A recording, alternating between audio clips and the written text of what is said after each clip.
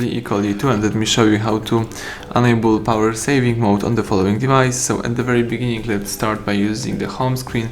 Then let's find here and select the settings. From the list of settings, you need to find and choose the battery. It should be located under the general, so let me just try to find it.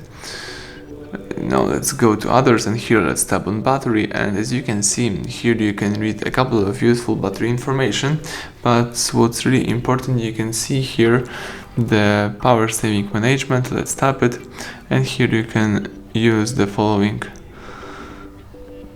information, the following features. You can use the battery assistant, lock screen cleanup, and other stuff. So you can save power by using these switchers. And you can also use here other stuff, such as, for example, the statistics about your device. So that's it, everything went well. Thank you for watching. Please subscribe our channel, leave thumbs up under the video.